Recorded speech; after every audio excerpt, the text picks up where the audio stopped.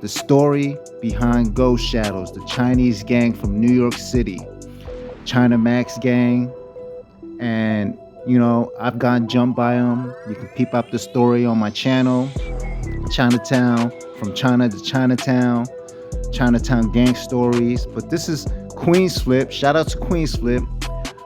Found the first black man, first African American to join the Ghost Shadows. Could you believe that? I've never heard of a black person joining a Chinese gang. So this is very surprising. So y'all tune in, listen, leave your comments below, and let me know what you think about the history of the Ghost Shadows. That's where they originated. Who was the first Ghost Shadows, do you know? Of course I know. Mickey Yap was the original leader of the Ghost Shadows. Now, Mickey Yap started, I'd seen him later on, and he owns a store over on East Broadway. Okay. The second leader, who people mistake was the first leader, is Nicky Louie, who's my friend. I taught him how to speak English. Really? Okay, Yes. okay. Nicky Louie. So this guy taught him how to speak English. Isn't that crazy? A black man teaching a Chinese man how to speak English? Wow, much love to him. Much love to him. Y'all make sure you follow his channel, man. Go to Queenzflip, and you're gonna see the name of everybody, all right? We speeding, all right, we speeding, hold on. You got me hyped. I don't know, this guy, wait, what's going on? Like, how you got these muscles, man? Tell me, what's up, man? What did you do? Don't say you don't know. It's no, you strong as hell. So, okay. Yes. You're born here, father's a pastor kid, a PK. Yes. How do you... Bro, his father was a pastor. That's crazy. You hear about pastors always having kids that break the rules. It's like when you have a pastor as a parent, the children just be, they not listening. No, I've met so many people that their parents are pastors or priests, and they just become bad kids. Because now you're close to Chinatown. Where are our people? Like, because if you're right across the street from Chinatown, that means that you become friends with predominantly Chinese people, right? Right.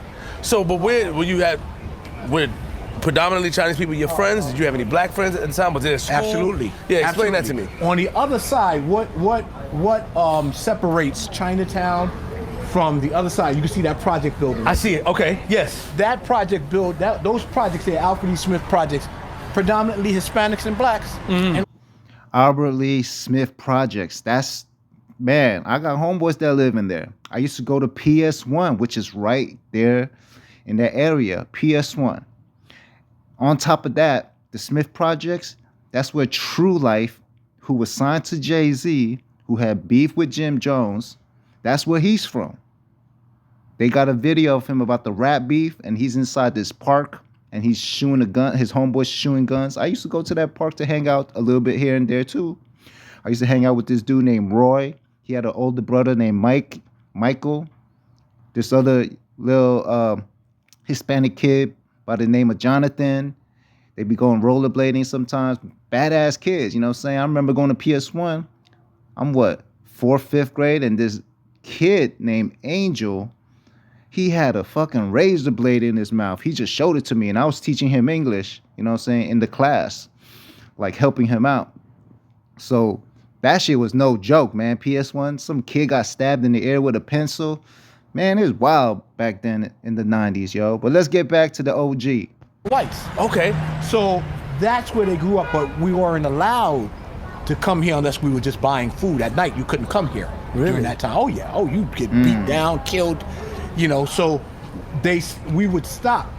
Not we, certain kids from the neighborhood would stop. Got it. But I was kind of a rebellious kind of kid, man. I wanted to learn martial arts. I wanted to learn other cultures, so I would take a chance and come through here. Okay. And Yep. I guess he just liked the culture, man. Just like I like, see the thing between me and him, this guy right here, he liked the Asian culture and I liked the black culture. I was like that Chinese dude that was hanging out with a bunch of black kids with like a few other Chinese homies, but we never joined a gang, like an Asian gang. That was the difference between us. And we were fucking with the Smith Projects cats. You know what I'm saying?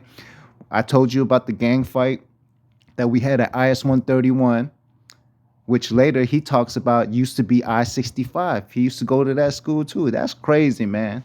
That's why I'm kind of like shocked about what I'm hearing. And look at this, Chinatown Fair, where the video games are at on the left side. Man, that was the hangout spot. Motherfuckers, the gangs were, people were recruiting, people were getting into fights. You know what I'm saying? And right down the street, on the opposite side, on the right side, is where China Mac shot LS, Jin's homeboy.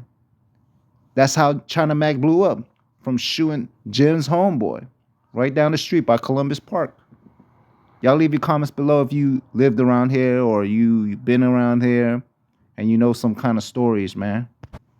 So what would happen was there was a school called Junior High School 65, which was on Forsyth and Eldridge. Gotcha. Junior High School 65.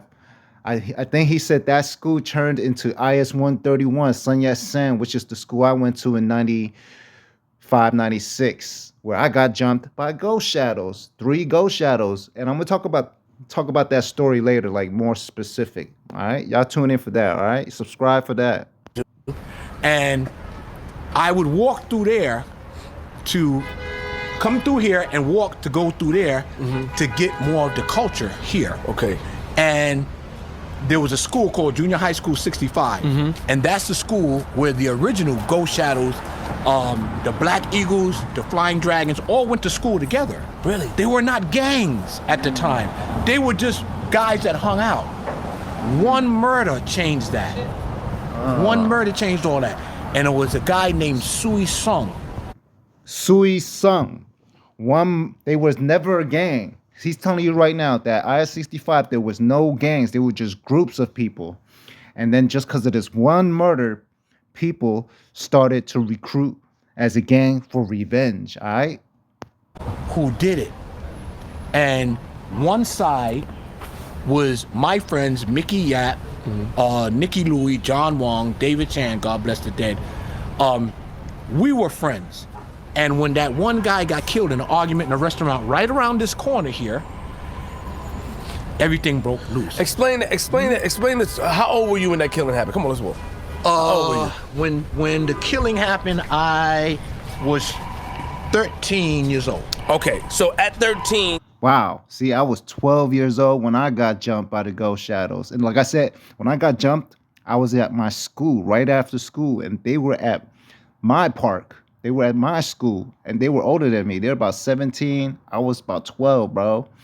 And like I said, it was it was a confusion. He thought I was staring at him, but the sun was shining in my eye when I was looking at him play handball, and he thought I was staring at him. So him and 2 other people, they walked up to me and just jumped me while I was sitting down on the floor, like by the fence.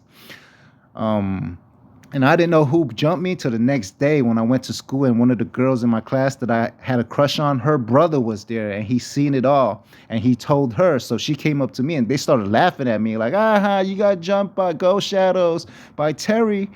Terry's this dude, he had a little purple ponytail.